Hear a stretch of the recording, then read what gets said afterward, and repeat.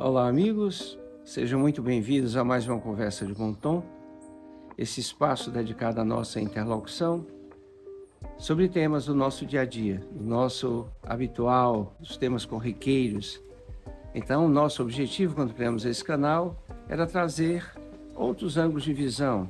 E eu quero convidar você a parar o que estiver fazendo para ouvir, dentro do seu possível, claro, a se dedicar a ouvir de uma forma mais analítica, reflexiva, o que nós vamos aqui conversar. O tema de hoje é um tema muito interessante. É sobre as rotinas. Como sempre fazemos, lemos uma página do Minuto de Sabedoria e depois eu vou tecer alguns comentários. Não tenho nenhum objetivo de esgotar o tema, não tenho essa pretensão, mas apenas trazer alguns olhares. Então, vamos à leitura. Desperte, não deixe que a rotina arrase sua vida. Execute sua tarefa com amor sempre renovado, porque isso trará alegria a você mesmo.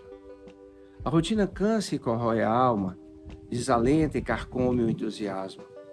Renove a cada manhã seu armazenamento de alegria de viver. Ajude a todos e cumpra alegremente sua tarefa, para receber de volta o benefício da felicidade de seu trabalho. Bem, amigos, todos nós temos alguma rotina, mesmo que nós não percebamos. Para início de conversa, eu quero lembrar uma frase muito interessante sobre isso. Nós somos o que repetidamente nós fazemos. A excelência, portanto, não é um feito, mas um hábito. Espero que isso tenha chegado bem aí em você. Então, nós nos tornamos aquilo que com mais frequência nós vamos repetindo. Todos nós. Desde cedo, os nossos pais vão nos ajudando a formar rotinas.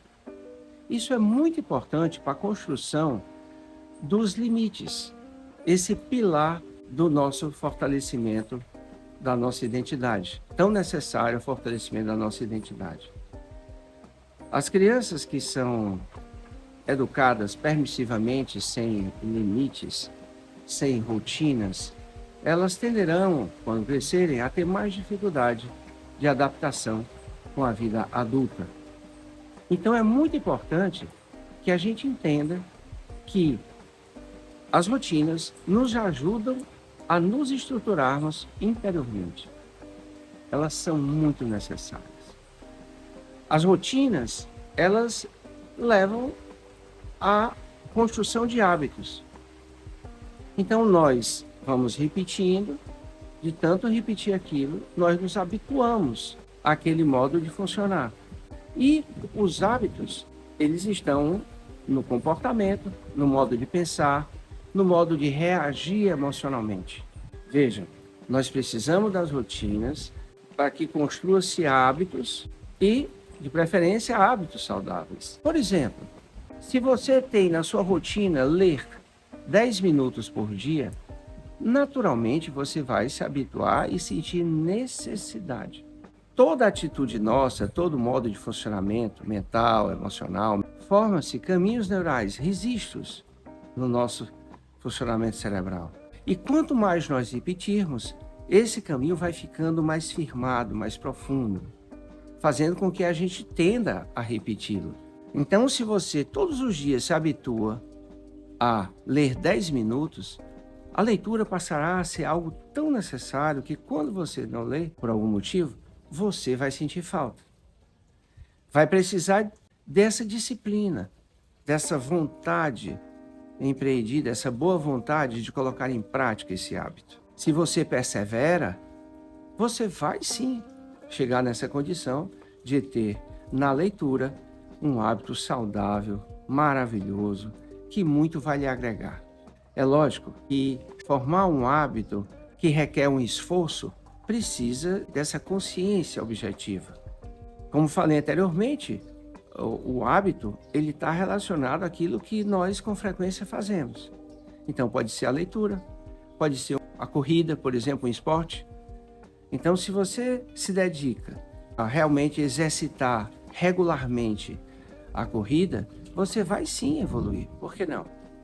E assim qualquer que seja o esporte. E como falei, qualquer que seja a atividade. Mas também a gente pode encontrar hábitos que não são bons. Por exemplo, se você rotineiramente fala da vida alheia, está julgando as pessoas, está condenando, esse hábito não é bom. É lógico que não é saudável.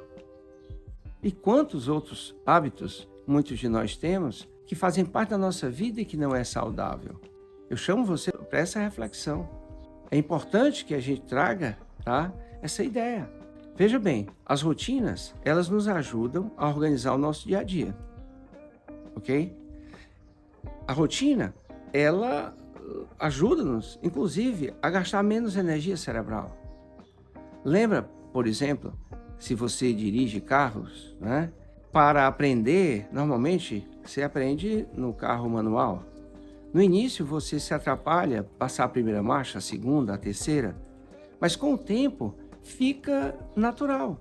Você consegue fazer outras coisas, conversar, ouvir música, e não vai estar atento qual a marcha necessária naquele momento. Você simplesmente já tornou rotineiro. Aquele caminho neural já está ali memorizado. E simplesmente nós reproduzimos esse comportamento. Então, tem esse ganho. Mas também aquilo que se torna rotineiro, às vezes, pode ter aspectos que não são legais.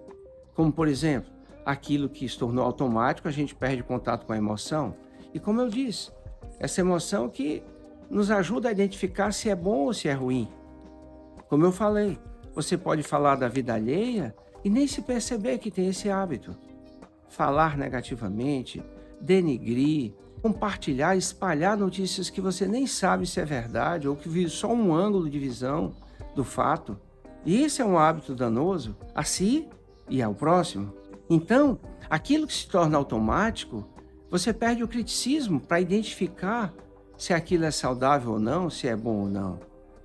Quantas e quantas pessoas se tornam dependentes, de qualquer que seja o aspecto, químico, não químico, simplesmente porque em algum momento trouxe algum benefício, mas tornou tão habitual que ela perde essa avaliação se aquilo é saudável ou não.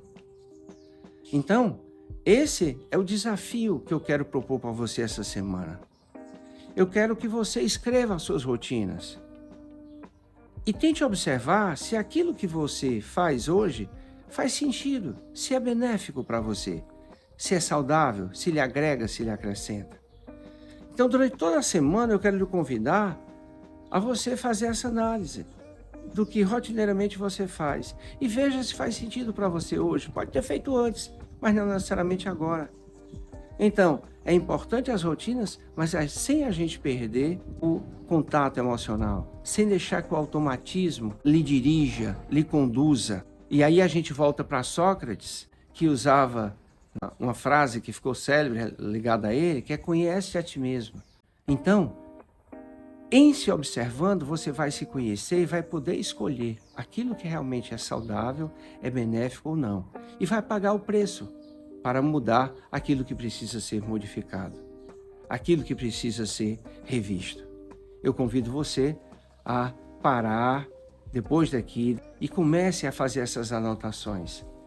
Traga esse senso analítico para a sua vida. Aquele que traz para a consciência aquilo que vive, no pensar, no sentir, no agir, no que fala, tem maiores possibilidades de ter uma vida mais satisfatória, mais feliz, mesmo diante dos desafios que são tão próprios da vida. Se você gostou desse vídeo, curte, dá um like e contribui, passa para outras pessoas que você acha que vai agregar. Essa é a lei da fraternidade. Se podemos ajudar, por que não? Então desejo uma feliz semana, de muito compromisso consigo, fazendo o bem, procurando a paz. Paz e bem, gente.